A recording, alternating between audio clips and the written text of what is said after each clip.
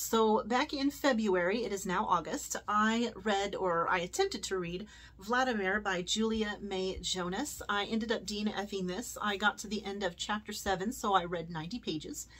I am about to give you a list of complaints about this book.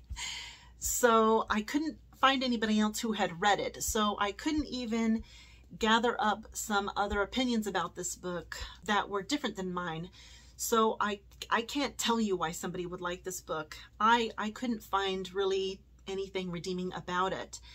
And I hate to say that because I do believe this is the author's debut novel. And it does seem like in the 90 pages I read anyway, that a lot of work was put into it. I feel like the author really was careful with her writing, and that she did put some real effort into writing this. So I hated that I didn't like it. But not every book can be for everybody. So essentially I had two big problems with this book. One was the narrator. We are seeing everything from her perspective, and she is a college professor, and her husband is just a little bit older than her and has spent his entire career, it sounds like, having affairs with his young students. And he was finally called out on it, and a lot of students that he'd slept with over the years had gotten together and signed some sort of a petition about his taking advantage of his position. And the narrator feels that all of those girls are essentially either lying or that they are having regrets about sleeping with him and then blaming him for the circumstance they put themselves in. And she's extremely bitter about it, and she's angry. This author is angry about her entire life, I think. She's really, really bitter, and she says a lot of really terrible things in this book. And there was, in the 90 pages I read, there was practically no plot whatsoever. It was just a lot of negative commentary by this narrator.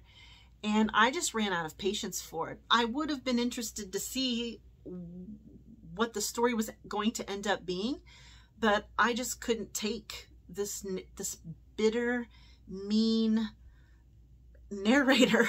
And she was not a good person at all, but she thinks that she is. And she had a lot of bad opinions about her students, about her co-workers, that she feels are justified but aren't. And she's trying to justify them in her own head to make them acceptable. It's just, this narrator needs therapy. She needs therapy. So that was my biggest complaint, was that narrator was just awful. My second complaint was the writing itself. It's not bad writing, really it isn't. I feel like the author put a lot of effort into this. I mean, really. It's not, the style, I don't like it. I don't like her writing. I don't enjoy it. It seems, it doesn't seem genuine. When she's trying, the only emotions that are conveyed in the 90 pages I read that felt genuine were the angry, bitter, negative emotions.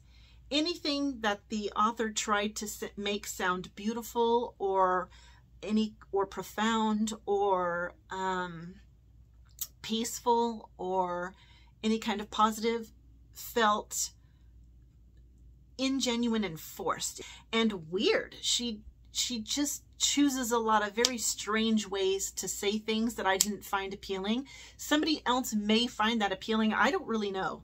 Like I said, I was not able to find anybody that I knew in the book world, or I should say in the booktube community, who had read this. So I don't know. I couldn't find an opposing opinion. I'm going to give you some examples here of some of the writing that I thought was really, really strange, that I just couldn't, I couldn't connect to.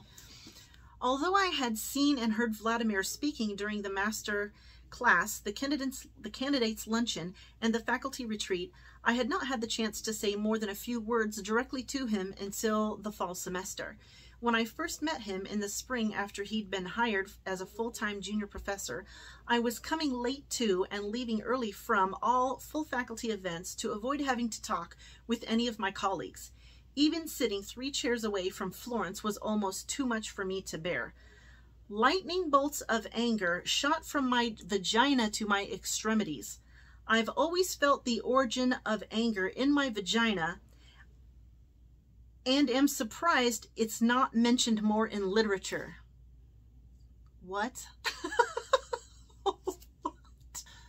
Okay, so the backdrop for this bit is when she was much younger, she met a man that before she ended up having an affair with him, or I believe she had an affair with him, she made a lot of eye contact with him before they actually spoke. So that's the backdrop.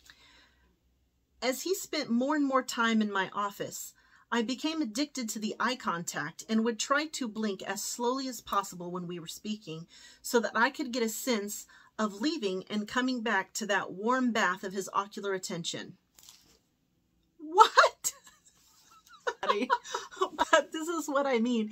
She just has a lot of really strange bits in here.